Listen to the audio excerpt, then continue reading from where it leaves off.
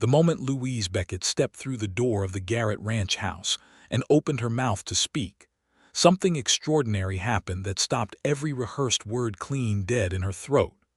The little girl, no older than 6, with her father's dark eyes and a crown of wild brown curls, had already climbed down from her chair and was dragging a fourth-place setting across the long pine table. The boy, perhaps 9, was pouring water into an empty glass with the solemn focus of someone performing a sacred duty. And Theodore Garrett himself was standing at the head of that table, frozen in the act of lifting a ladle, his broad shoulders going absolutely rigid because he had seen what his children were doing, and the look on his face was not embarrassment. It was something far more dangerous than embarrassment. It was recognition. Louise's voice died completely. Her rehearsed speech, the careful words she had constructed over 3 weeks of hungry nights in the widow Harmon's boarding house, the precise and professional language she had assembled like a wall between herself and the raw desperation underneath, all of it collapsed without a sound. She had come to ask about a job. She had a letter in her coat pocket from the schoolhouse board in Redemption, Colorado, confirming there was no position available until fall. She had 41 cents to her name. She had a dark past chasing her from Abilene like smoke on the wind, and she needed work, any work, before her last coin was spent. She had come to ask about a job, and Theodore Garrett's children were already setting her a place before she had finished a single word. The little girl looked up from the carefully arranged fork and knife and spoon and smiled with a brightness so uncalculated, so completely without guile, that Louise felt something crack open behind her sternum. "But said company might come," the girl announced. "I am Maggie. I am 6. That is Henry. He does not talk much when he is concentrating." Henry looked up just long enough to confirm his sister's assessment, then went back to the water glass. Theodore Garrett set the ladle down slowly.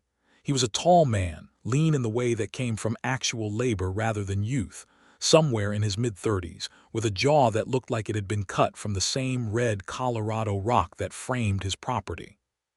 His eyes were the color of deep river water, gray-green and difficult to read, and right now they were fixed on Louise with an expression she could not name.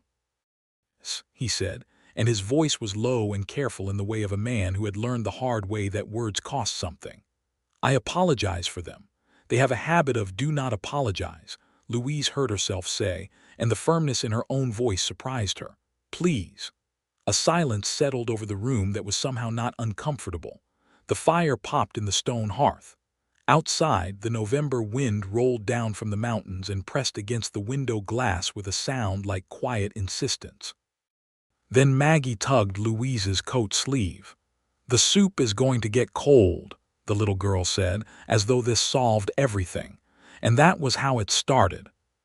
3 weeks earlier, Louise Beckett had stepped off the stagecoach in Redemption, Colorado, with a carpetbag, a teaching certificate issued by the state of Kansas, and a secret that could destroy everything she was trying to build. The town of Redemption sat at the base of a steep red canyon in the fall of 1884, the kind of place that had survived its rough first decade and was now in the awkward adolescence of becoming something respectable. There was a bank, a post office, a church with a new bell, a general store run by a man named Calhoun who weighed everything twice, and a schoolhouse that smelled of chalk and ambition. There was also a saloon, a livery, 3 competing assay offices from the silver boom days, and a territorial marshal's office that had seen better men than its current occupant. Louise had chosen Redemption from a list of frontier towns advertising for school teachers in an Abilene newspaper, and she had chosen it specifically because it was the farthest point on that list from Abilene. She had written a letter. She had received a reply that said the position was filled for the current term, but that they were holding applications for the following fall, and would she be interested in corresponding further. She had already been on the stagecoach when the second letter arrived, the one that said, in the kind tone of a community trying not to be cruel, that someone had contacted the school board with certain questions about her character, and that they would need to revisit her application before proceeding. That second letter was forwarded to the widow Harmon's boarding house, where Louise read it sitting on a narrow bed with a quilt that smelled of cedar, and she had to press her hands flat on her knees for a full minute before she could trust herself to think clearly. Someone from Abilene had followed her here, not in person perhaps, but in reputation. In the poison of carefully worded letters sent to destroy what she was building, his name was not worth saying. He was a man she had trusted when she should not have, and he had mistaken her eventual rejection of him for something that required punishment. Men like that always did. What mattered now was that she had 41 cents, a carpetbag, and no position at the school. She had heard about the Garrett ranch from the widow Harmon, who mentioned it the way women in small towns mention things they consider common knowledge. "Theodore Garrett has been managing that place alone since Clara died," the widow said, pouring coffee with the practiced efficiency of a woman who had housed other women's sadness for 30 years. "2 young children, 800 acres, and a reputation for fairness that the whole county respects. He lost 2 hired hands to the silver mines last spring and has been trying to find reliable people since. He does not advertise because he has too much dignity for it. But anyone with half a mind for observation can see he is struggling." Louise had listened. She had asked careful questions. She had learned that Theodore Garrett did not drink to excess, did not gamble beyond occasional friendly card games at the church social, that he was known for paying his debts on time and his hired hands fairly, that he attended church on Sundays with his children, and that the widow herself had once seen him read aloud to Maggie on the front porch for an hour on a Saturday afternoon. She had told herself she was simply gathering employment information. She had ridden the 3 miles out to the Garrett ranch on a rented horse, in a borrowed coat that was slightly too large for her, with a speech prepared about her abilities, her qualifications, and her willingness to cook, clean, manage accounts, and instruct the children if he was amenable to it. She had prepared to be professional and efficient and completely unreadable. She had not prepared for Maggie setting a 4th place at the table. The soup was venison, with dried herbs and root vegetables, and it was the best thing Louise had eaten in 3 weeks. She sat in the chair that Maggie had prepared for her, still not entirely certain how it had happened, while Theodore Garrett served his children with the quiet efficiency of a man who had learned every domestic task by necessity rather than choice. He was not graceless at it. That was the first thing that surprised her. He did not handle the ladle with the stiff self-consciousness of a man performing a role he considered beneath him. He was simply doing what needed doing, with the same steadiness she imagined he brought to everything else. "You said you came to ask about work," he said, once Maggie had been settled and Henry had finished his water-pouring ceremony and both children were eating with the focused attention of the genuinely hungry. "I did," Louise said. "I have a teaching certificate from Kansas. I had anticipated a position at the Redemption Schoolhouse, but the fall term is already settled. I am told you may need reliable help on the property." He studied her, not rudely, not with the particular calculation she had learned to recognize in men who were assessing what they could get away with. He studied her the way a man studies a problem he genuinely wants to solve correctly. "What kind of help were you thinking?" he asked. "Cooking, cleaning, household management. I am good with numbers if your books need attention. I can also teach." She glanced at Henry, who had looked up from his bowl with the careful attention of a child who has learned that adult conversations sometimes contain information relevant to his life. "If that would be useful." A pause. Theodore broke a piece of bread and handed half to Maggie without being asked. "The widow Harmon sent you," he said. It was not a question. She mentioned the situation. "I made my own decision to come." "Did she mention that the last woman I hired to help in the house lasted 2 weeks before the isolation, and the altitude convinced her to take the stagecoach back to Denver?" "She did," Louise said. "She also mentioned that the woman before that lasted 4 months and left because she received a marriage proposal from the assay office owner." The corner of his mouth moved. It was not quite a smile, but it was something. And you are telling me this because I want you to know that I am not easily isolated or altitude affected, and that I am not looking for a marriage proposal from anyone. She kept her voice even. I am looking for work. Honest work for fair pay in a situation where I can be useful, that is all. He looked at her for a long moment. Papa, Maggie said, with the total imperviousness to adult tension that only very young children achieve. She should stay, I like her hair. Henry, without looking up, said, her coat is too big for her. Louise felt her face heat in a way she could not entirely suppress. Theodore Garrett cleared his throat. Henry. It is a true observation, Henry said, untroubled. True observations are not always necessary observations, his father replied, and Louise found, despite everything, that she was pressing her lips together to contain something that wanted very much to become a laugh. Theodore looked at her again. Whatever calculation he was running behind those river-water eyes, it reached its conclusion. The pay is fair, he said. The work is significant. I cannot promise it is easy because it is not. The house has 4 bedrooms. You would have your own room with a lock on the door. He paused. I mention that because some women in your situation are concerned about proprieties, and they should be concerned. I want it understood from the beginning that this is a professional arrangement. Understood, Louise said. The children are my priority, everything else comes second. That is the correct order, she said. Something shifted in the way he held himself. The slightest relaxation, like a man who had been braced for an argument and had just discovered there was none coming. Can you start tomorrow? He asked. And Louise Beckett, who had come to ask about a job, said yes. She moved into the Garrett ranch the following morning, arriving with her carpet bag and the borrowed coat, which she intended to return to the widow Harmon on her first day in town. Theodore met her on the porch with the same quiet efficiency he seemed to bring to everything, showed her the room, which was at the back of the house with a window that looked out onto the canyon wall and a small iron stove that had been lit in advance, and left her to settle without hovering. The room had a narrow bed, a washstand, a small writing desk, and 3 hooks on the wall for hanging clothes. It was plain and clean and more than she had expected. On the washstand was a small jar of dried wildflowers, purple and white, the kind that grew in the high meadows in summer and dried well into fall. She did not ask who had put them there, but when she came out to begin learning the kitchen, Maggie was watching her with the particular expression of a child waiting to have done something correctly. They are from last summer, Maggie said. I saved them. They are beautiful, Louise told her, and meant it completely.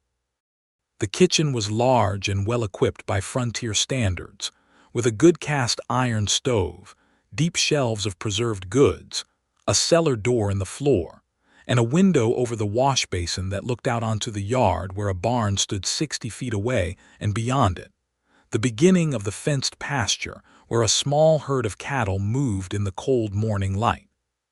She spent the first morning learning where everything was, asking Theodore short, direct questions and listening to his short, direct answers. He was not unfriendly.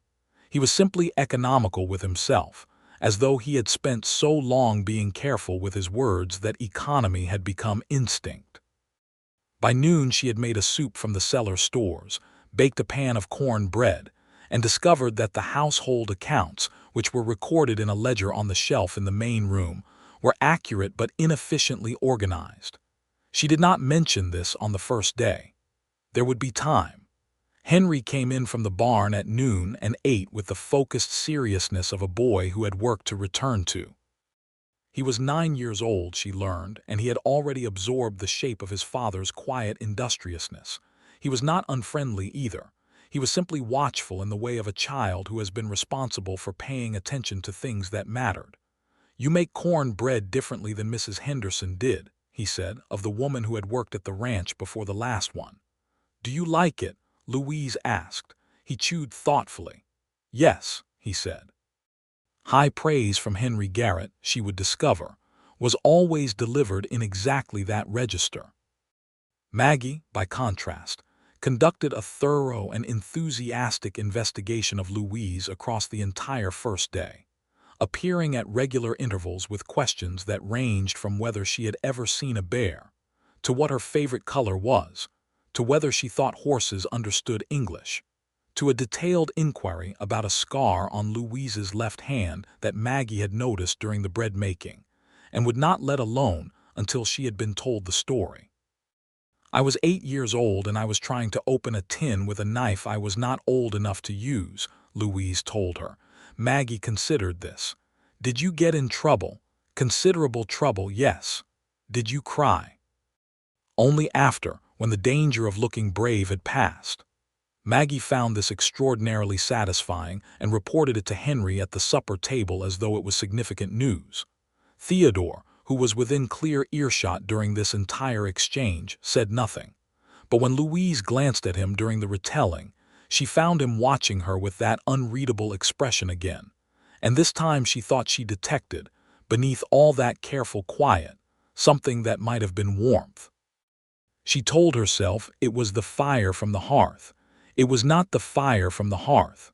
The first week established the rhythm of the ranch with remarkable efficiency. Louise rose before dawn, stoked the kitchen stove, had coffee ready when Theodore came in from the first morning check of the livestock. She fed the children, managed the household, began reorganizing the accounts ledger in a way that Theodore noticed on the fourth day and said nothing about for another 2 days, until he finally said, "You changed the ledger." "I reorganized the categories," she said, without stopping her work. "The old system was accurate but required you to cross-reference 3 separate columns to establish a monthly total. The new system gives you monthly totals at a glance. I can change it back if you prefer." He picked up the ledger and looked at it for a while. "No," he said. "This is better." He paused. "Thank you." "It is what you are paying me for," she said, and kept her voice professional because that was the arrangement, and the arrangement was important. She taught Henry and Maggie in the mornings when Theodore was out on the property. Henry was quick with numbers and methodical about everything, which meant he was excellent at mathematics and moderately at war with creative compositions, which he regarded as unnecessarily imprecise.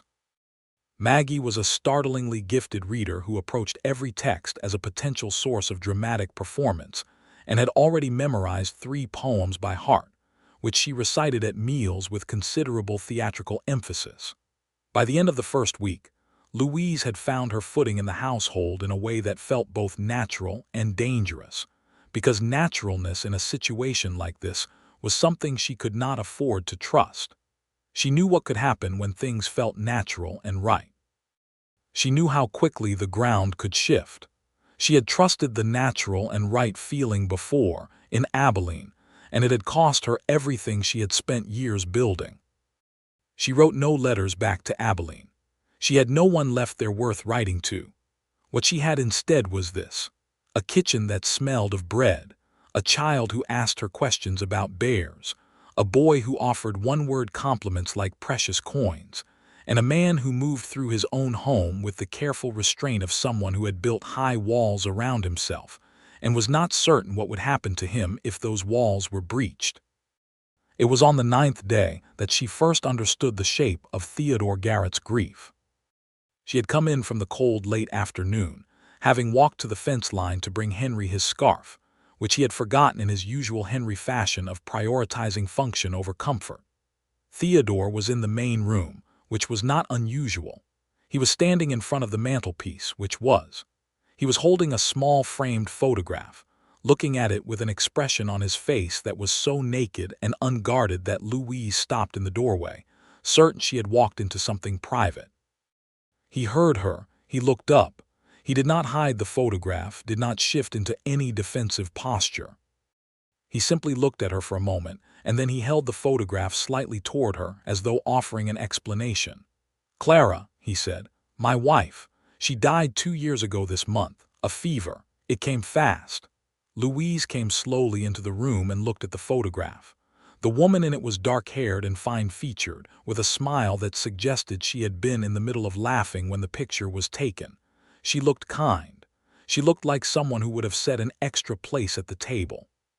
"She looks like Maggie," Louise said. "Yes," Theodore said.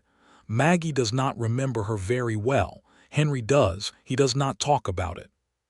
He set the photograph back on the mantelpiece with the precise care of someone placing something invaluable back in its correct position. "I mention it because I want you to understand why the children sometimes—" He stopped. "Already set places for strangers," Louise finished gently. He looked at her sharply. Then the sharpness softened into something closer to recognition. "Yes," he said. A silence passed between them that was not uncomfortable, which was itself a kind of revelation. "They are not setting places for strangers," Louise said, after a moment. "They are setting places for the life they want their house to have again. That is a completely reasonable thing for children to want." He looked at her for a long, careful moment. "You are very direct," he said. "I have found that directness saves time," she replied. "And I have wasted a great deal of time in my life on things that did not deserve it." He looked as though he wanted to ask her about that. He didn't. She was grateful. She was also, in the privacy of her own mind, standing in the wreckage of her carefully constructed professional detachment, because this man was exactly the kind of person she had no business feeling anything about. She went back to the kitchen and made supper with more focused energy than the recipe required. The secret she was carrying had a name, and that name was Harlan Doyle. Harlan Doyle was a businessman from Abilene who had presented himself as a respectable man of property, and had, over the course of a year, convinced Louise that she was building toward a future with someone who was her equal in intelligence, her complement in temperament, and her partner in the business of a life. He had not been any of those things. He had been a fraud in the old-fashioned sense of the word, a man who owed significant money to significant people, and who had decided that Louise's modest inheritance from her father's estate, the $200 she had been saving and protecting for 3 years, was a convenient solution to a problem that was not her problem. When she had discovered what he was doing, when she had found the paperwork, the false accounts, the letter he had drafted to her estate lawyer implying that she had authorized a transfer, she had ended the engagement in language that was direct enough to constitute its own kind of violence. Harlan Doyle had not taken rejection well. What he had taken was her reputation, deployed in whisper campaigns across Abilene's social infrastructure, the small poisoning of concerned letters to employers, school boards, churches, the particular cruelty of a man who could not be violent in any way that left marks, so instead destroyed with insinuation. She had left Abilene with her teaching certificate, her carpetbag, and the grim knowledge that he would follow her at least as far as her reputation could travel. The letter that had reached the Redemption School Board had almost certainly come from him. What she had not yet calculated was whether he would bother to follow further, or whether the destruction of one opportunity would satisfy him. She was calculating it now, every day, while she made bread and taught children and reorganized account ledgers, and the calculation kept producing an answer she did not like. A man like Harlan Doyle did not stop at one letter. On the 13th day at the Garrett ranch, a visitor arrived. Louise saw the horse first from the kitchen window, a black horse moving up the canyon road at a pace that was slightly too deliberate for a casual caller. She noted it and said nothing, because noting things and saying nothing was a survival skill she had refined to a high art. The visitor was the territorial marshal, a man named Acker, who had the weathered look of someone who had held a difficult job for too long, and whose eyes moved around every room he entered with the automatic calculation of someone who was always counting exits. He came for Theodore, on what appeared to be routine business about a boundary dispute involving a neighboring property. Louise brought coffee and departed with the quiet efficiency that was her professional mode, but before she left, she caught the marshal looking at her with the particular focused attention of a man who recognized a face from a description. She went to the kitchen and stood at the wash basin for a moment, her hands flat on the edge, and made herself breathe. If Harlan had contacted the marshal's office in Redemption, She needed to know it. She needed to know it before it became something Theodore Garrett found out from someone else, before his carefully built life and his two quiet children were touched by her hidden trouble. She waited. After the marshal left, Theodore came to the kitchen doorway and stood there for a moment. His expression was unreadable. "Acker mentioned you," he said. She turned from the basin. "I assumed he might. He said someone in Abilene had sent a letter to the territorial office asking if they had any record of a Louise Beckett in the area. He said they had written back that they had no record of you because, officially, they do not. But he recognized me," she said. "He described you to me," Theodore said carefully, "and asked if you were known to me. What did you tell him?" "I told him that you were employed in my household, that I had known you for 2 weeks, and that in my observation you were honest, capable, and entirely unobjectionable." He paused. He seemed satisfied with that and moved on to the boundary question. Louise let a breath out slowly. "You did not have to say that." "It was accurate," Theodore said. "You do not know that yet," she said. "You have known me for 13 days. 13 days is enough to tell a great deal about a person if you are paying attention." His voice was quiet but very certain. "And I have been paying attention." She looked at him across the kitchen. The afternoon light came through the window behind him and caught the dust motes in the air between them, and the whole scene had the quality of something suspended, something not yet decided. "The letter to your school board," he said, "and now the letter to the marshal, the same person. Yes, someone who wishes you harm, someone who confuses my well-being with his own," she said, "and who does not accept that those are separate questions." He was quiet for a moment. "A man," he said. "Yes." Another silence. She watched him process this, watched him place it carefully into his understanding of the world, watched him reach some internal conclusion. "Does he know where you are?" "He knows I am in Redemption County," she said. "He does not know the specific location, yet." "Then we should proceed on the assumption that he will find the specific location eventually," Theodore said, with the practical calm of someone accustomed to managing problems before they became crises. Louise said. He looked at her steadily. "You are in my employment. What affects you affects my household. That is not sentiment, Miss Beckett. It is simple practicality." She chose to believe it was simple practicality. She was very intelligent, which meant she was very good at choosing what to believe when the alternative was inconvenient. "I will deal with it," she said. "I do not want it touching your children." "I share that priority," he said, "which is why it makes more sense to deal with it together than separately." She looked at him for a long moment. "You are a very stubborn man." "Yes," he agreed. "I have been told that." 2 days later, a second letter arrived at the Redemption Post Office, this one addressed directly to Theodore Garrett, and the widow Harmon sent a boy out to the ranch with it because she knew Theodore's mail schedule. Theodore read it at the kitchen table while Louise was washing the breakfast dishes. She watched his jaw tighten and his eyes go cold in a way she had not seen before, and she felt her stomach drop. "What does it say?" she asked. He set the letter on the table between them without speaking. She dried her hands and read it. The letter was from Harlan Doyle. It was politely written, which made it worse.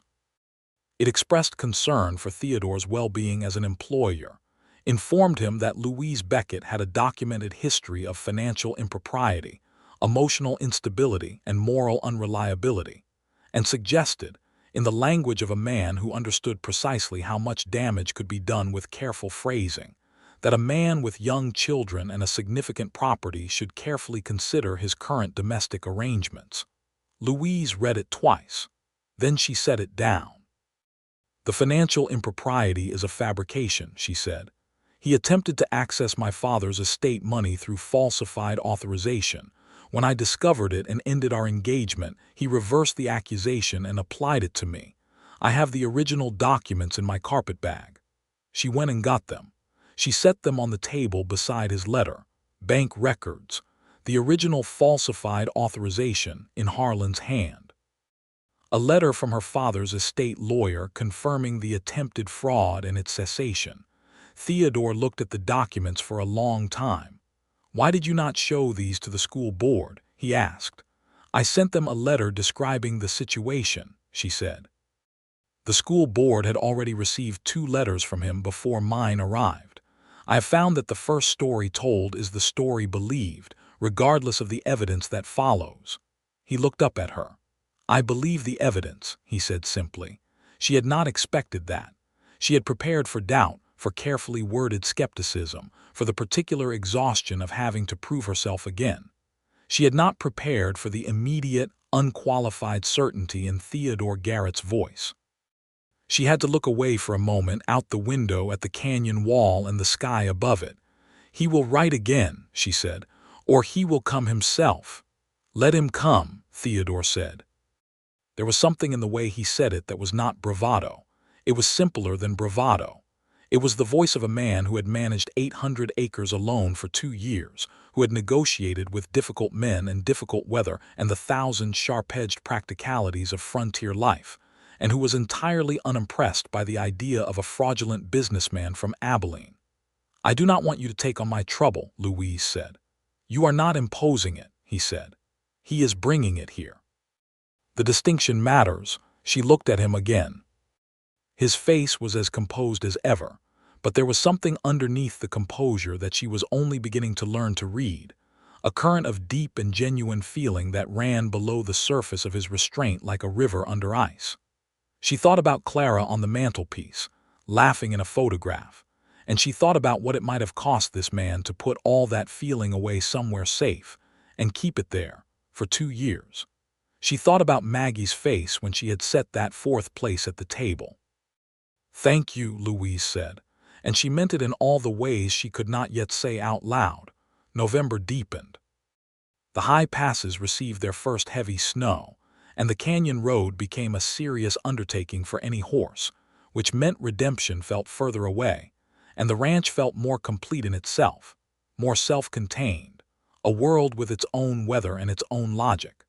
The children flourished in ways that Louise attributed entirely to themselves, because they were remarkable children, but which Theodore seemed to attribute, in the sidelong and indirect way he attributed most things, to her presence. Henry had progressed through 2 months of mathematics in 3 weeks and was now advancing on a 3rd-grade geography textbook with the methodical appetite of someone who had been waiting for the right food. He had also, quietly and without announcement, taken to leaving things on Louise's desk. A particularly good pinecone, a stone with an interesting striation, a drawing of the canyon wall rendered in precise and patient lines that suggested a genuinely capable hand. She kept every one of them. Maggie had memorized 6 poems and was working on a 7th, and had also undertaken a passionate campaign for the acquisition of a dog, which she presented to Theodore at regular intervals from multiple strategic angles, including an argument from practical necessity. Dogs can alert us to predators. An argument from educational enrichment. Louise says animals teach responsibility, and a direct emotional appeal. Which was simply Maggie looking at Theodore with her mother's dark eyes and her own particular brand of absolute faith. The dog campaign had not yet succeeded, but it had not yet failed. In the evenings, after the children were in bed, there was a change in the quality of time in the Garrett house. It became quieter in a different way, the busy hum of household management replaced by something slower and more deliberate. Theodore would sit at the main table with his account books or with the month's supply lists, and Louise would be at the other end of the table with her mending or her letters, or, increasingly, with the book she was reading aloud to herself in the way of someone who had spent too many years in solitude, and was still not entirely comfortable with silence. She was reading Cooper's Leatherstocking Tales, which she privately found both exciting and geographically improbable, and Theodore had asked her on the 3rd evening of this what she was reading. She had told him. He had said that he had read the same books at 16 and had also found them geographically improbable. After that, they talked in the evenings, not always about significant things, about the books. About the canyon's geology, which Theodore knew with a quiet expertise that surprised and impressed her. About the cattle market, which Louise understood from her father's ranching background better than he had expected. About the territorial politics, which were complicated and absorbing, about the possibility of a railroad spur coming through within the decade, which would change everything about the economics of the region. They did not talk about Abilene. They did not talk about Clara. They did not talk about the feeling that had settled into the evenings like the lamplight itself, warm and difficult to look at directly. But it was there. On a Tuesday evening in early December, the wind came down from the mountains hard enough to rattle the shutters, and Maggie appeared at the top of the stairs in her nightgown, with the information that she was afraid of the wind noise, and could she sit with Louise for a little while. Louise went upstairs and sat with Maggie in her small room, under the patchwork quilt, and read aloud from a book of fairy tales while the wind pressed against the house and the lamp threw warm shadows on the ceiling. When Maggie was asleep, she tucked the quilt around her small shoulders and sat for a moment in the quiet. Then she came back downstairs, and Theodore was still at the table, and he looked up when she appeared in the doorway. "Asleep?" he asked. "Deeply," Louise said. She was not as frightened as she claimed. She mostly wanted company. "She is very good at identifying what she wants," Theodore said. "And at getting it," Louise agreed. He almost smiled. It happened more often now, that almost smile, and she had catalogued every variation of it with the precise attention of someone who was studying something rare. She sat back down at her end of the table. The wind pressed at the windows. The lamp burned steadily. "You are good with her," Theodore said. It came out quietly, as though he had been holding it and had just let it go. "She is easy to be good with," Louise said. "She is a remarkable child, they both are. Clara would have liked you," he said. It was said simply and landed with a weight that neither of them had planned for. Louise felt the whole room become very still. "That is a generous thing to say," she said carefully. "It is an honest thing to say," he said. She liked people who were direct and who did not waste her time. She had no patience for pretension. He paused. She would have especially liked the part where you reorganized the ledger without asking permission. Louise laughed, a real laugh surprised out of her, and Theodore looked at the sound of it with an expression she had never seen on his face before, something open and unguarded, something that was entirely without the careful restraint he wore like armor. He recovered it quickly, but not quickly enough.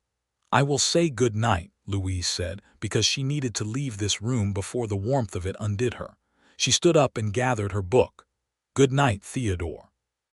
She had used his given name without planning to. He noticed. "Good night, Louise," he said. She went to her room and lay in the narrow bed with the patchwork quilt and looked at the ceiling and told herself, very firmly, all the reasons this was impossible. She told herself about the hidden motive of every feeling she had in his direction, which was that she was lonely and frightened, and that this house was the first safe place she had been in a year, and that the warmth she felt was gratitude, nothing more. She told herself she was a professional in his employment, and that crossing the line between professional and personal in a frontier household like this one was the kind of mistake that ended with women in impossible positions. She told herself that he was a man still holding the weight of profound loss, and that a man in that condition did not need the complication of her presence as anything other than what it was. She told herself all of this with great conviction. She did not believe a word of it. The third week of December brought two things simultaneously: a proper snowstorm that locked the ranch in for 4 days, and Harlan Doyle's arrival in Redemption. She did not know about the second thing until the storm broke and a rider came from town, a young man who worked at the livery, with a message from the widow Harmon. The message said, in the widow's careful and economical hand, "A man from Abilene has been asking after you. He has the look of trouble. He is staying at the Silver Creek Hotel. I thought you should know before he finds his way to you." Louise read the message twice, folded it, and put it in her pocket. She did not tell Theodore. She told herself it was because she needed to assess the situation first. She told herself she was protecting the children. She told herself a dozen reasonable things, and then she went to the barn, saddled the rented horse, and told Henry to tell his father that she had gone to town on an errand. Henry looked at her with those patient, observant eyes. "Should I tell him which errand?" Henry asked. "Tell him I will explain when I return," Louise said. Henry considered this. "That is what people say when they do not want to explain," he observed. "Henry Garrett," she said, "you are 9 years old and you are entirely too perceptive for everyone's comfort." "Papa says the same thing," Henry said, but he went to find his father while Louise rode out.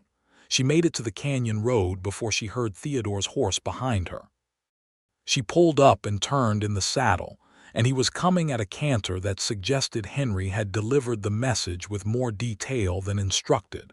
Theodore pulled up beside her. His face was not angry. It was controlled and very direct. "Where are you going?" he asked. "To town," she said. "Harlan Doyle has arrived in Redemption." A silence. "And you are going alone," Theodore said. "He is not dangerous in a physical sense," Louise said. "He is dangerous in a social sense. I need to speak with him and make clear that his campaign ends here." "Yes," Theodore said, "you do, and I am coming with you." She started to object. He held up a hand, not impatiently, simply firmly. "Not because you require protection," he said. "Because the conversation you intend to have with him will go differently if someone else is present. And it will go better for you if that someone is not from Abilene, does not know his version of events, and is not impressed by him." He met her eyes. "I am none of those things." She looked at him for a long moment. On the canyon road with the snow white around them and the sky a clear and aching blue above the red rock walls. "All right," she said. They rode to Redemption together. Harlan Doyle was not what Theodore had imagined, which was probably intentional. He was a polished man, well-dressed for the frontier, with the kind of easy social confidence that read as charm until you looked directly at the calculation behind it. He was in the hotel dining room when they arrived, and he stood up when he saw Louise with the smooth reflexes of a man who was always performing. "Louise," he said, with a warmth that made her skin feel cold. "I have been so concerned." "I know," she said. "You have been demonstrating your concern through letters to school boards, territorial marshals, and my employer." His gaze moved to Theodore with an assessor's speed. "And you must be Mr. Garrett. I hope she has been satisfactory help." "I only wanted to make sure you were properly informed about her history in the interests of your children's safety." "You have made several claims about Miss Beckett's character," Theodore said. He produced the letter from his coat and set it on the table between them. "I have reviewed the claims and the evidence. The evidence contradicts the claims." Harlan's smile stayed on. "Evidence can be selective." "It can be," Theodore agreed. "Which is why I also spoke with the estate lawyer in Abilene by telegraph last week." Louise turned to look at him. This was new information. He confirmed the nature of the attempted fraud and was willing to put that in writing for any relevant authority. Theodore's voice was entirely level. "I mention this because I want you to understand that the story you have been distributing has a counter-narrative with documentation, and that I am prepared to use that documentation if you send one more letter to any person about Miss Beckett." The smile stayed on Harlan's face, but something behind it shifted, a slight recalibration, the look of a man who had anticipated a certain kind of opposition and was encountering a different kind. "Mr. Garrett," he said, in the tone of a man switching strategies, "I think you may have developed a personal interest that is clouding your judgment about this woman. That is understandable. She is very capable of creating that impression."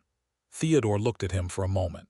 "She is capable of a great many things," Theodore said, "including conducting herself with more integrity in 13 weeks than you appear to have managed in your lifetime. I am not clouded. I am very clear." He gathered the letter back from the table. "I would suggest you return to Abilene. There is nothing for you here." Harlan Doyle looked at Louise. His expression was complicated, the way the expression of a man who has lost a game he expected to win is always complicated, layered with genuine feeling underneath the performance. "You could have just told me," he said. And beneath the polish, something briefly real. "You did not have to leave." "I told you clearly," Louise said. You chose not to hear it. Those are different things. She met his eyes steadily. I am asking you to hear me now. Go home. A long silence. The hotel dining room was very quiet. Then Harlan Doyle picked up his coffee cup, set it down, picked up his coat from the back of his chair, and walked out of the hotel dining room without another word. Louise stood in the quiet that followed. The telegraph to Abilene, she said. Last Thursday, Theodore confirmed. I should have told you. I thought you might object. I would have, she admitted. I would have been wrong. She turned to look at him fully. You went behind my back to protect me. I went ahead of you to prepare, he said carefully. There is a distinction. Theodore. Yes. Thank you, she said, and this time the words carried everything she had been holding back for weeks. He looked at her in that way he had, the careful, river-water gaze that was learning to show what was underneath it. Ready to go back, he asked. Yes, she said. I am ready to go back.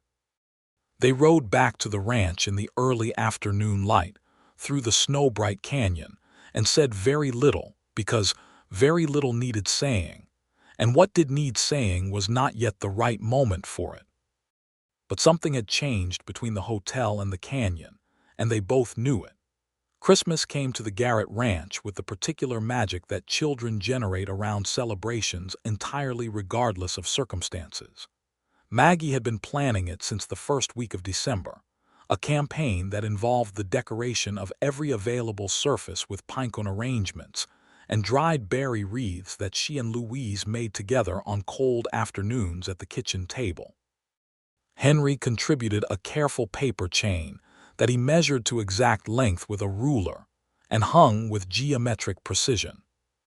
Theodore cut a small pine tree from the property and brought it inside, and the four of them decorated it with the ornaments from the box that lived on the high shelf, the ones Clara had collected, and the new ones Maggie and Louise made from ribbon and dried orange peel and carved wood.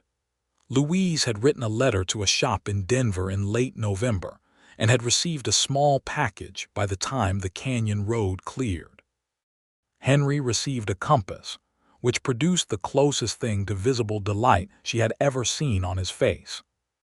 Maggie received a book of fairy tales from a European publisher, with illustrations so exquisite that she sat for 20 minutes simply turning pages and not speaking, which was unprecedented.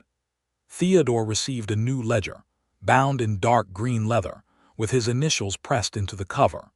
She had ordered it before she had admitted to herself what she felt, which made it, in some ways, a truer gift than anything she could have chosen afterward. He held it for a moment, turned it over in his hands, looked at the initials. It is practical, Louise said, a little defensively. It is exactly right, Theodore said, in the quiet and certain voice he used for things he meant completely. She had not known, when she arrived at the Garrett ranch to ask about a job, that she would be spending Christmas there. She had not known a great many things.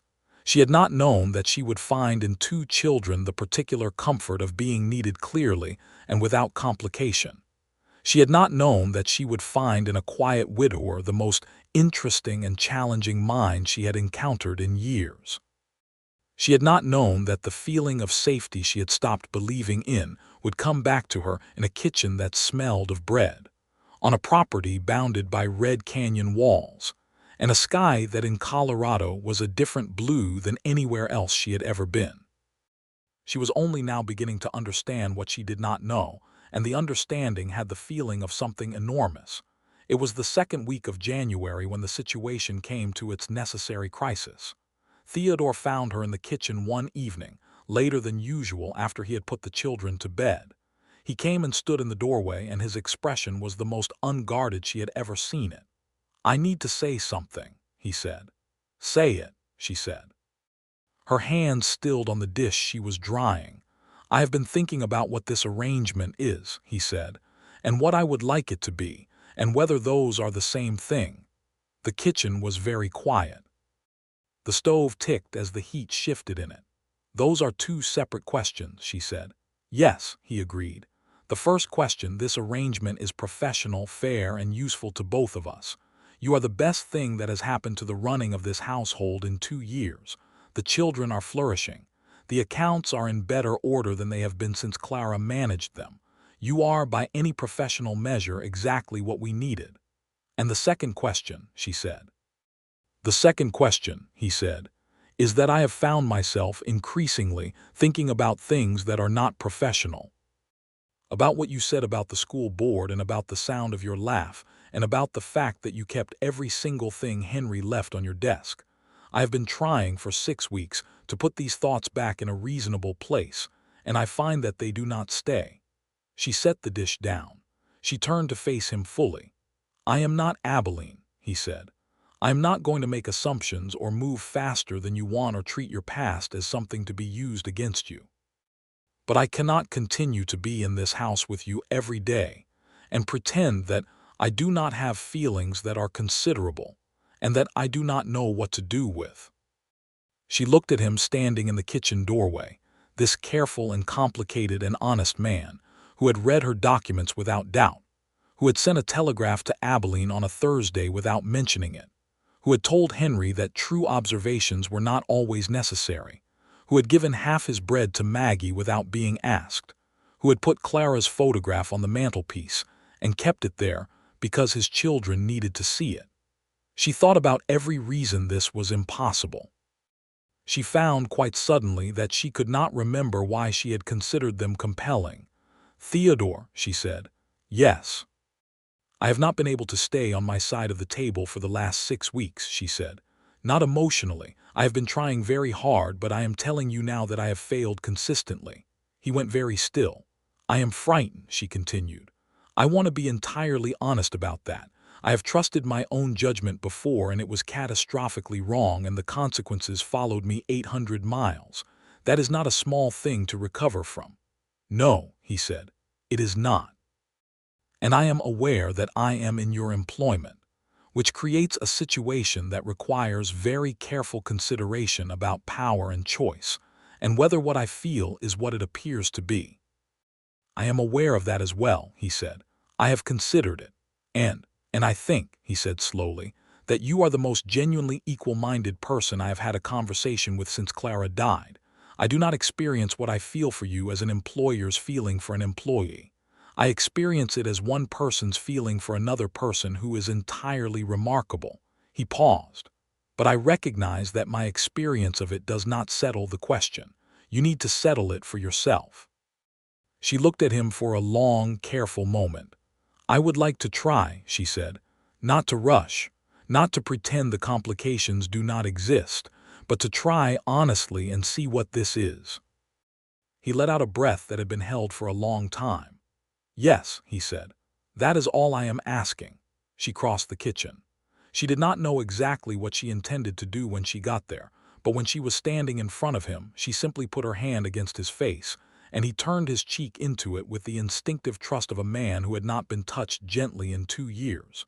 She felt the roughness of the jaw, the warmth of the skin, the slight exhale of his breath. She felt him go still, and then she felt him steady himself against everything that wanted to rush forward. One step at a time, he said quietly. One step, she agreed. He covered her hand with his. They stood there in the kitchen doorway for a long moment, the lamp burning behind them, the canyon dark outside the windows.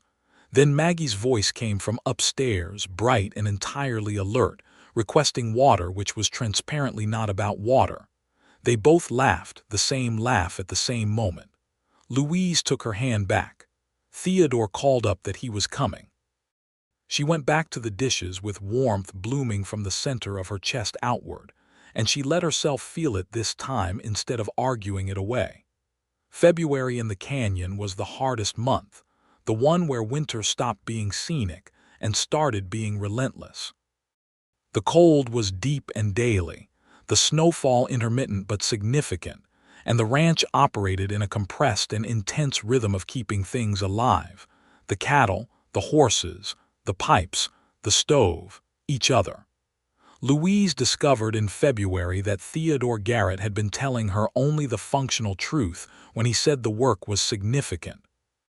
She learned to help with the morning livestock check when the hands were occupied elsewhere, learned the specific needs and personalities of the horses with the attentive interest of someone who had grown up around animals, learned which of the fence sections needed constant monitoring and which were sound.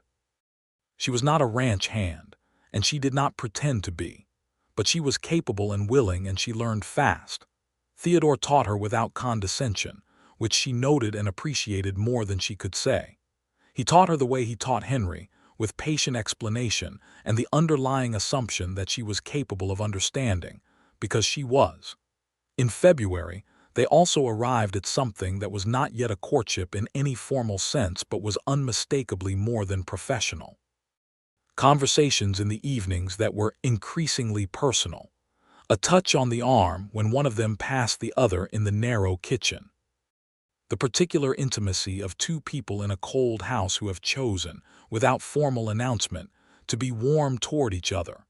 He told her about Clara, which was perhaps the bravest thing he had done, not the facts of her death, which he had told her on the 9th day, but the texture of who she had been.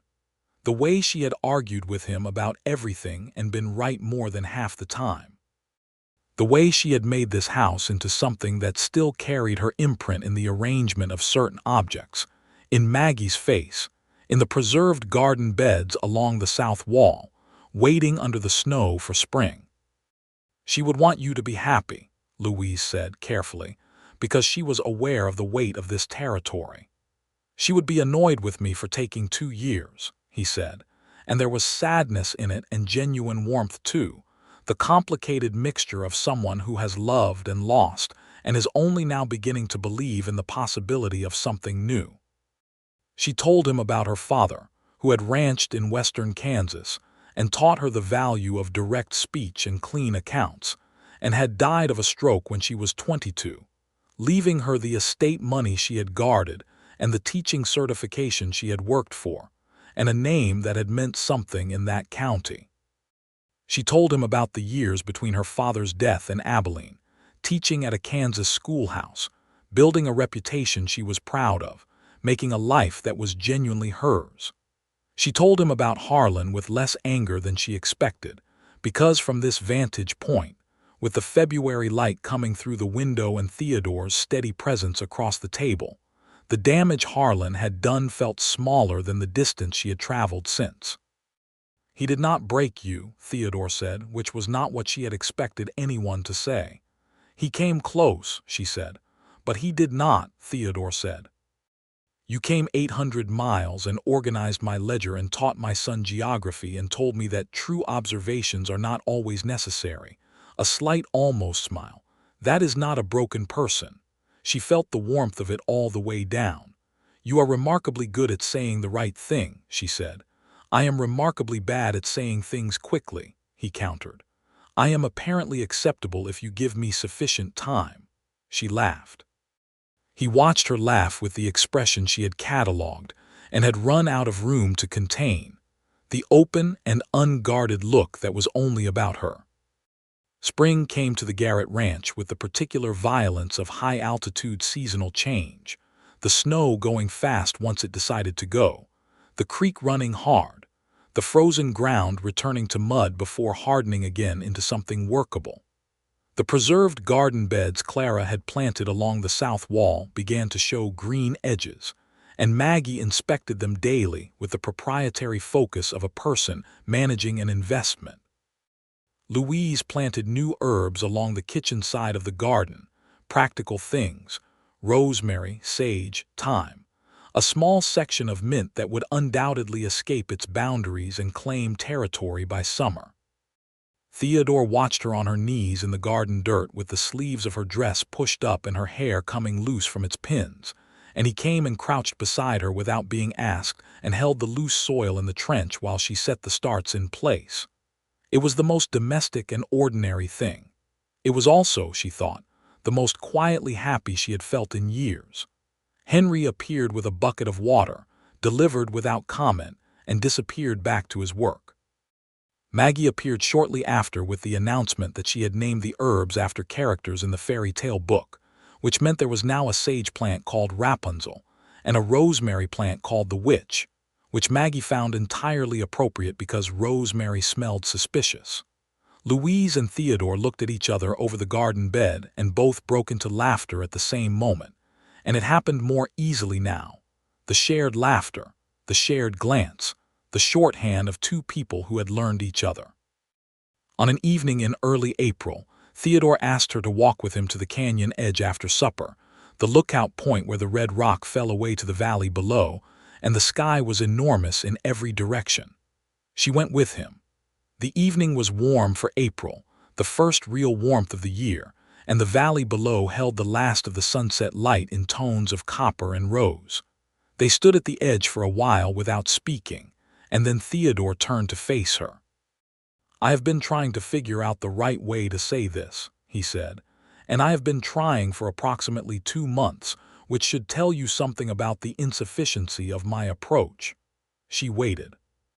"I love you," he said, straightforward, the way he said everything that mattered. No construction around it, no hedging. "I am not asking you to say it back. I am not asking you to decide anything tonight. I am simply telling you because I have been not telling you for long enough that it has become dishonest, and I do not want to be dishonest with you."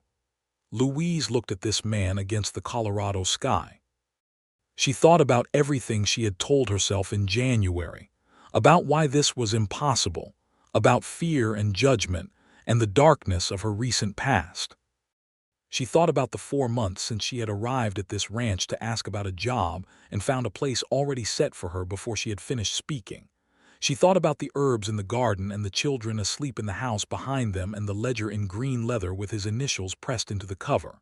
She thought about what it meant to have made a home in a place where you had not expected to. "Theodore," she said. "Yes. I love you," she said.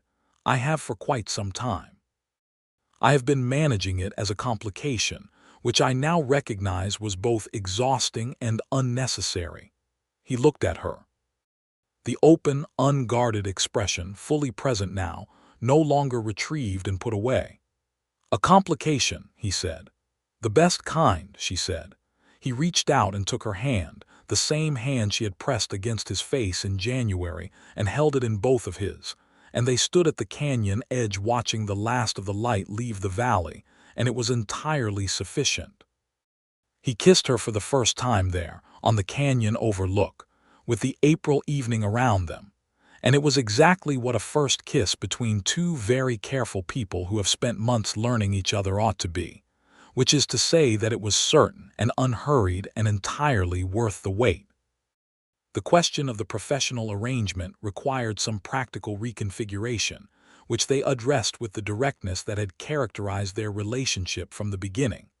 "You will not continue as hired help," Theodore said, on the following morning, with the matter-of-fact tone of a man resolving a logistics question. "That arrangement no longer makes sense given the circumstances." "I will not be a kept person," Louise replied, with equal composure. "I need to contribute meaningfully, and I need that contribution to be recognized as such." "The ranch runs better since you arrived," Theodore said. "The accounts are cleaner, the household is organized, the children are receiving an education that was previously inadequate, and I have not had to worry about a dozen things I was worrying about before. If you want to call that a partnership rather than employment, the value is entirely equivalent." "A partnership," she repeated. "Of the eventual formal variety," he said carefully, watching her face, "if you are willing, and at whatever pace makes sense to you." She looked at him across the kitchen table where they had sat together for 4 months and talked about books and cattle markets and frontier politics and grief and hope. "I am willing," she said, "at a reasonable pace." He visibly relaxed in the way of a man who has been braced for the possibility of no. "Henry and Maggie," she said. "They will not require adjustment," he said, with complete confidence. He was right. He was also slightly underestimating the adjustment, which turned out to be entirely in the direction of enthusiasm. Maggie, upon being told that Louise would be staying permanently, and that her father and Louise had feelings for each other that were of the marrying kind, responded with a level of satisfaction that suggested she had been expecting this outcome since approximately day 1, and had simply been waiting for the adults to figure it out. Henry received the information with his characteristic composure, which lasted approximately 40 seconds before he said, with studied casualness, Will you teach me advanced mathematics, or will there be a different curriculum arrangement? Louise looked at Theodore. Yes, Henry, she said. I will teach you advanced mathematics. Good, he said. And then quietly, I am glad you are staying. Which was, from Henry Garrett, an entire declaration. They were married in Redemption's church in June, on a warm Saturday with the canyon walls going gold in the morning sun. The widow Harmon attended and cried the satisfied tears of a woman who has correctly identified a solution and seen it implemented. Marshall Acker attended and shook Theodore's hand with the gruff warmth of a man who had decided several months ago that he liked the Garrett household's new arrangement. The Calhoun family from the general store attended. The Reverend performed the ceremony with the economical grace of a man who had officiated both frontier weddings and frontier funerals and understood that both deserved care. Maggie was the flower girl and took the role with an enthusiasm that scattered petals over a radius considerably larger than the aisle. Henry stood beside his father as the witness with the solemnity of someone performing a significant function, which he was. Louise wore a dress of deep blue wool that she had ordered from Denver, practical enough for the frontier, beautiful enough for the occasion, and she carried in her hand a small bunch of flowers from the canyon meadow that Theodore had picked that morning before she was awake and left on the kitchen table without a note, because he was still Theodore, and some things did not require saying. She walked toward him down the church aisle, and he was standing at the front with his hands clasped in front of him, and his face in the controlled composure she knew so well. And then she got close enough to see his eyes, and the controlled composure was entirely irrelevant to what his eyes were doing, which was looking at her with everything he had. She walked to him and took his hands, and they said their vows with the directness of people who meant every word, and when the Reverend said he could kiss the bride, Theodore kissed her in the way of a man who had been careful and patient for a very long time and was deeply glad to be done with restraint. The church applauded. Maggie cheered. Henry produced a small, precise clap. The summer that followed was the finest of Louise Beckett Garrett's life up to that point, though she would subsequently revise that assessment several times. The ranch thrived in the specific way that ranches thrive when everyone in them is oriented in the same direction. Theodore expanded the herd by 30 head, a calculation Louise had helped him run in April, and which was producing exactly the return they had projected. The garden along the south wall produced abundantly, and the kitchen herb section that Maggie had named after fairy tale characters grew with a vigor that suggested the naming conventions had, perhaps, some horticultural merit. Henry turned 10 in July, a quiet celebration with a cake Louise made according to a recipe he had requested, which was an apple cake with a spiced top that required significant patience in the preparation and rewarded it fully. He received a proper mathematics textbook, 6th grade level, which was where his abilities had landed after a year of dedicated instruction. Maggie turned 7 in September and received what she had been campaigning for since November, a dog. A border collie pup from a neighboring ranch's litter, black and white and intensely focused, which Maggie immediately named Rapunzel, consistent with her established naming conventions. Theodore spent an evening explaining to Maggie that Rapunzel was a border collie and therefore a working dog and would need training and responsibilities alongside the affection. Maggie listened with the absolute seriousness of someone who takes all information relevant to the management of their interests very seriously. "I will train her," Maggie said. "Louise will help me. We are a good team." Theodore looked at Louise. "We are an excellent team," Louise confirmed. He shook his head slightly with the expression she loved best, the one that was partly exasperation and entirely affection. By fall, Louise was teaching both children in the mornings with a structured curriculum she had designed over the summer, incorporating Henry's advanced mathematics and Maggie's literary enthusiasm into a program that was probably better than what most frontier schoolhouses offered. She had also, at the Reverend's tentative request, offered to run a Saturday morning reading session at the church for the half-dozen children in the valley whose parents wanted them educated but whose farms were too far from town for daily attendance. Theodore had said nothing when she mentioned this plan, simply reorganized his Saturday schedule to ensure the wagon was available and the horse was ready. She had kissed him in the kitchen and he had put down the mug he was holding and kissed her properly, and Henry had walked through on his way to the barn, assessed the situation, changed course, and gone back the way he came, all without breaking stride. In October, Louise realized that she was carrying a child. She had suspected it for 3 weeks before she was certain. She told Theodore on an evening in late October, after the children were in bed, in the kitchen where they had their most significant conversations, because the kitchen was where this life had truly begun. She told him the way she told him important things, directly and without preamble. He looked at her for a moment, and then he put his hands on her face and looked at her with the expression that had no name, the one that was beyond the vocabulary of caution and restraint, the one that was simply Theodore Garrett in his full and unguarded heart. "Louise," he said. "I know," she said, which covered everything. He held her in the kitchen with the stove going and the canyon wind outside, and she felt the reality of it settle into her with the same feeling she had on the first morning at this house, of something fitting into a space that had been shaped for it. "The children will need to be told," he said after a while. "Maggie is going to be extraordinary about this," Louise said. "Maggie is going to be overwhelming about this," Theodore corrected. She laughed. He smiled into her hair. "Henry will be Henry," he said. "Henry will be quietly thrilled," she said. "He will not mention it for 4 days and then he will ask a very technical question about infant education." Theodore laughed, the real and full laugh that she had been working toward for months and now heard every day, and it was still one of the finest sounds she knew. Maggie was indeed overwhelming about the news.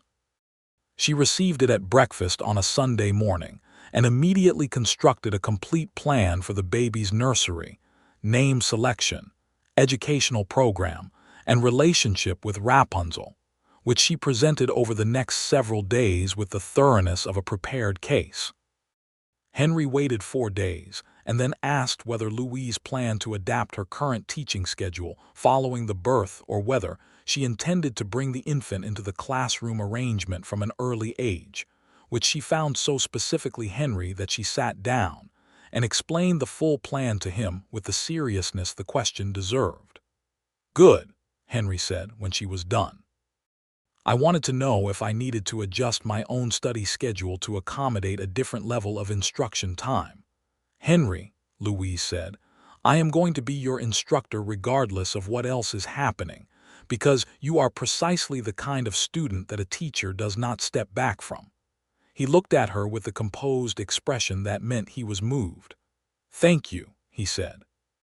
The winter was different this year, the second winter, because the first winter had been the beginning of something, and this winter was the interior of it, the settled and inhabited warmth of a life that knew its own shape. Theodore and Louise sat at the long pine table in the evenings with the accounts and the books and the letters and the quiet ongoing conversation of 2 people who had chosen each other completely. The children grew. The snow came and went. The garden waited under its blanket of cold for the next spring. In March, Louise Garrett gave birth to a boy. Theodore delivered him, with the calm competence of a man who had helped bring livestock into the world for 15 years, and who was also terrified in a way he did not show, because someone needed to not be terrified. And the widow Harmon had come out 3 days before the expected time, and talked Theodore through everything with the brisk authority of a woman who had attended more frontier births than she cared to count. The boy was healthy and loud from his first breath, with dark hair like his father and a set of lungs that suggested strong opinions about the world. Maggie, who had been waiting in the hall with Henry, was allowed in 20 minutes later. She stood beside the bed and looked at the baby with an expression of complete wonder, the first time Louise had seen Maggie entirely silent and still. Henry looked at his brother with a measuring, assessing gaze and then said to his father, "He is louder than the calves were." "He is," Theodore agreed. "Is that good?" "It is very good," Theodore said. Henry nodded. Then he looked at Louise in the bed, tired and disheveled and more than she had ever been in her life. "Are you all right?" he asked. "I am excellent," she said. "I am quite tired, but I am entirely excellent." "Good," Henry said. And he sat down in the chair beside the bed and opened his mathematics textbook, which was so completely Henry that it completed the room. They named the boy James. James Theodore Garrett, who grew into his volume and his opinions over the following months with an enthusiasm that suggested he had a great deal to say about the world and intended to say all of it.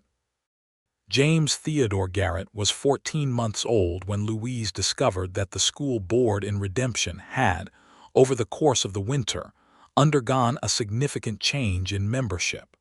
3 new families had settled in the valley.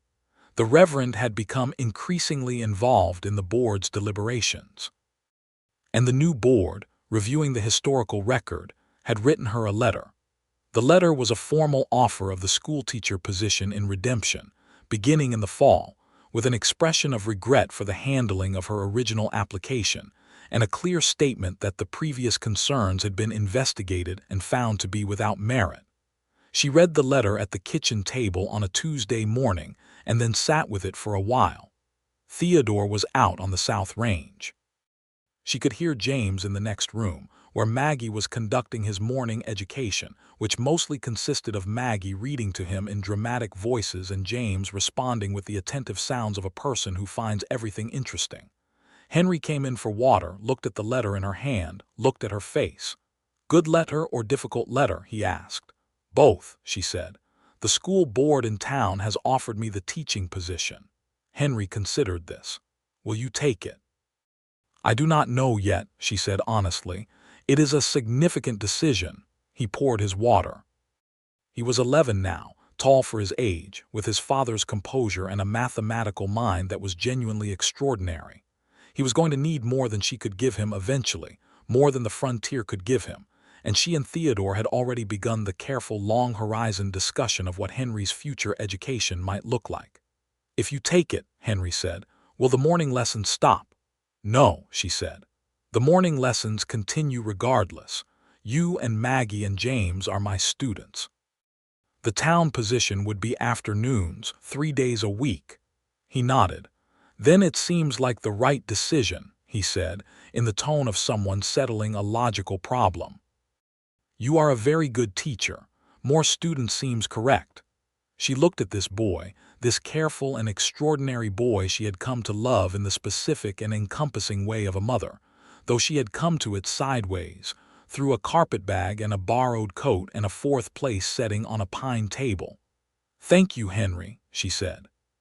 Theodore said the same thing as Henry when she showed him the letter that evening, but in his own way, which was to read it carefully and then fold it and hand it back to her and say, "What do you want to do?" "I think I want to take it," she said. "Then take it," he said. "It will change the daily schedule significantly." "We will manage," he said. "Always do." She looked at him across the table. "You know," she said, "when I rode out here to ask about a job, I had a very specific and professional speech prepared." "I know," he said. "You mentioned it. I never finished it." "No," he agreed. "Maggie set your place at the table." "I was going to say," Louise continued, "that I was capable, qualified, and entirely self-sufficient, that I required only fair compensation and did not need anything other than a professional arrangement." "Which was true," Theodore said. "It was true," she agreed. "It is no longer the whole truth." He reached across the table and took her hand. "The whole truth," he said, "is that you came to ask about a job and you got one, and everything else arrived alongside it." "Everything else," she said. He squeezed her hand. In the next room, James made an announcement in his loud and emphatic language, and Maggie's voice rose in delighted response, and somewhere in the house, Rapunzel the border collie was heard moving with quick, purposeful steps, probably in response to something James had done that required herding. The kitchen smelled of the bread Louise had made that morning. The lamp was lit. The canyon held the house in its red walls, and the sky above it was dark and full of stars that did not care about Abilene or hidden motives or dark pasts, or the careful distances people keep from each other when they have been hurt. "I love you," Louise said. "I love you," Theodore said, with the unhurried certainty of a man who had found the right word and would be using it for the rest of his life. The fall brought Louise to the Redemption Schoolhouse 3 days a week, where she taught 14 students ranging in age from 6 to 12, with the structure and warmth and directness that had become the signature of her method. The other parents noticed what the Garrett children had already known, that Louise Garrett made learning feel necessary and interesting rather than obligatory. By the second term, she had 20 students. By the following spring, the board was talking about expanding the schoolhouse. Henry went east at 14 to a proper academy in Denver that Theodore had investigated with his usual methodical care, and which Henry had evaluated in a letter so detailed that the academy's headmaster had written back to say he was looking forward to having such a thorough student. Louise cried at the stagecoach on the morning Henry left, which she had not anticipated and which Henry bore with the grace of a boy who had been watching his stepmother be brave for 5 years and had learned from it. "I will write every week," he said. "You will write every 2 weeks," she corrected, "because you are going to be very busy." "Every 10 days," he negotiated. "Done," she said. He got on the stagecoach. He did not look back because that was Henry. But he waved from the window, which was enormous.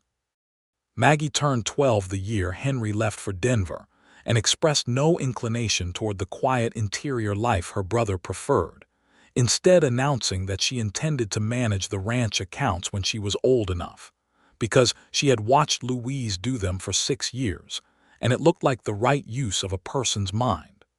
Louise reorganized the advanced accounting curriculum the following Monday. James Garrett at 3 was the loudest and most enthusiastic member of a household that had never lacked for either quality, and he showed early signs of his father's practicality combined with his mother's precision, and possibly some excess capacity from somewhere else entirely, which Maggie attributed to the influence of Rapunzel. On a June evening in the 6th year of their marriage, Theodore and Louise sat together on the porch in the long summer light, as they had established the habit of doing when the weather permitted. The canyon wall went from red to gold to rose as the sun lowered, a sequence of color that Louise had never stopped finding beautiful. Below in the yard, Maggie was working with Rapunzel on a new command, and James was watching with his complete and vocal commentary. "The board wants to make me the head teacher," Louise said, "which means overseeing the curriculum for the whole school and training new instructors as the district grows." "Congratulations," Theodore said. "I have not decided yet." "You will take it," he said. "It is exactly the right scope for what you are capable of." She leaned her head against his shoulder. He put his arm around her. "I never told you the speech," she said, "the one I had prepared for the day I came to ask about a job." "Tell me now," he said. She thought about it for a moment. "My name is Louise Beckett," she said. "I have a teaching certificate from the state of Kansas and considerable experience in household management. I am capable, reliable, and self-sufficient. I am looking for honest work and I do not require anything beyond fair compensation." She felt his chest move with the low laugh. "You would have said all of that?" he asked. "I had rehearsed it for 3 weeks," she said. "And instead," he said. "And instead Maggie set my place," Louise said. A silence. The gold light deepened on the canyon wall.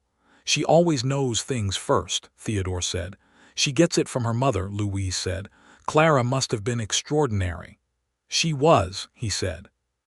"You would have liked each other. She would have liked the ledger. She would have reorganized it herself," Louise said. "Probably better than either of us," he agreed. James's voice rose from the yard in a delighted exclamation as Rapunzel apparently performed the new command correctly, and Maggie's cheer answered it, and the canyon held all the sound warmly, the way it held everything that happened in this valley, in this life, in this house. Theodore pressed a kiss to Louise's temple. "She came to ask about a job," he said quietly, And they already set her a place, Louise said, before she finished. Before I finished, she agreed. She thought about what it meant, that moment, which she had understood better and better as the years had added their meaning to it. It had not been Maggie's intuition, exactly, though Maggie's intuition was real. It had been something in the house itself, in the hunger that 2 children and 1 grieving man carried for something the house lacked. It had recognized her before she had recognized it. It had set her a place at the table before she had even known she was hungry. She was no longer hungry. She was entirely, abundantly fed. She said so to Theodore, and he looked at her in the evening light with the expression she had stopped trying to name, because it did not need a name, because it was simply Theodore looking at Louise with everything he was. "So am I," he said. Below them in the yard, Maggie and James were laughing now, the sound of it bouncing off the canyon walls and coming back to them doubled, warm and clear and present. Rapunzel barked once. The cattle moved in the far pasture in the amber light. The last of the day was spent in the particular beauty of things that have earned their peace. Louise Beckett, who had come to Redemption, Colorado, in the fall of 1884 with 41 cents and a borrowed coat and a dark past at her heels, sat on the porch of her home and breathed in the evening air of the canyon and felt, with a completeness that had no edges left to it, that she had arrived where she was going. She had come to ask about a job. She had found, instead, everything she had stopped believing in. And it had set her a place before she finished speaking, because some things know what they are before you do.